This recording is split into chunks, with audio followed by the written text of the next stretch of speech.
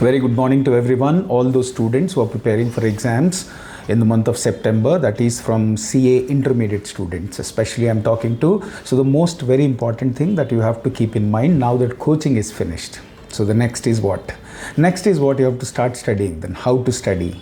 Then the next is how to prepare a timetable. So I want to give you some points which most of the students ignore while preparing timetable. And I'm telling you, if you have a right timetable and if you stick on to that timetable, I'm telling you it will give you better results. Whether even if till now you did not study or till now you did not study properly, here after these 3 months, if you are really serious, 100% you will get a good results. The first very important thing is have a clear clarity about the syllabus of every subject. And make sure you know the topics, at least you know you are familiar with the topics, you are familiar with the syllabus of every subject. You have 6 subjects and 6 subjects, maybe every subject may have 10, 15 or 15 to 20 lessons. So first have a track of the syllabus. The moment when you, means what? You have to put it on the paper, and once you see the chapter, you will come to a conclusion which is weak area, which is strong area. So therefore, first very important thing, you need to have a clarity about the subject. The second very important is schedule every day differently. Do not have a plan from Monday to Saturday. No, that won't work. Sometimes you will have different different activities that you might have to do because of the family issues, etc., or travel, something might happen. So therefore, my sincere advice, plan every day. That means early in the morning, the moment you get up, preferably I expect you to get up in the morning at 6 o'clock. The first very important thing is you take the pen and paper and write clearly on that particular day what you are supposed to do.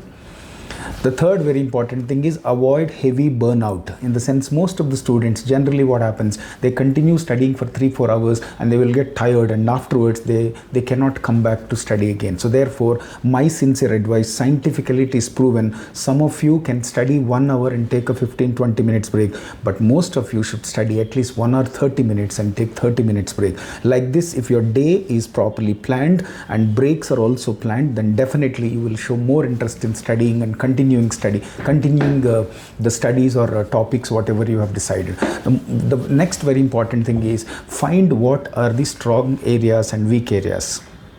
In your syllabus, generally there might be, suppose if there are 20 topics, there is a possibility 4 or 5 topics might be very easy. You can quickly finish them. If in case your psychology is that you always develop a fear, so first finish easy areas so that you will not have a feeling you did not read that. Otherwise, some of you, if in case you are pretty confident that easy areas you can easily manage, then I'm asking you to find out the difficult areas where you have to start from.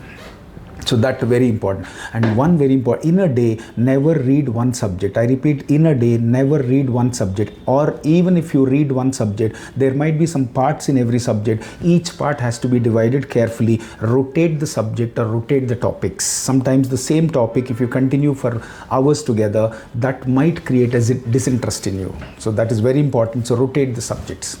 And remember, have clarity as to what exactly you are reading every day. Take a pen or a book and etc. and put it on the paper very clearly. These are the subjects I finished today. Date wise, day wise. You have to have a track of what you have studied. That is very important. And the next very important thing, always prepare short notes and short chats so that the second revision will not be taking that much of time that you have spent for first revision. So therefore, write down very clearly the summary points or summary charts, flow charts, whichever is convenient for you, because different people have different methodology to remember. But end of the day, to have a track of the subject, to have a clarity of that particular topic, entire topic, it's better to create a small summary notes or small charts that will help you for the second revision.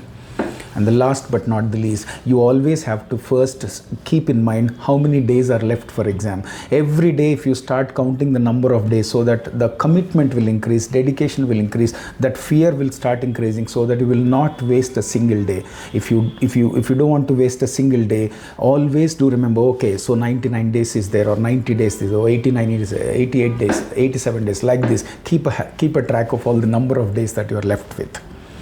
So plan timetable, put it on the paper, stick on to it. If in case on any particular day you could not satisfy or you could not study according to the timetable, no issue, cover up in the next day. But end of the day, in 7 days or 1 week may whatever you planned you should be able to finish. And remember, always take breaks, always take breaks. So 10 hours study schedule in a day, 10 to 12 hours, if you have at least 2 to 3 hours break should be there, and that will help you to create more interest always to study for exams.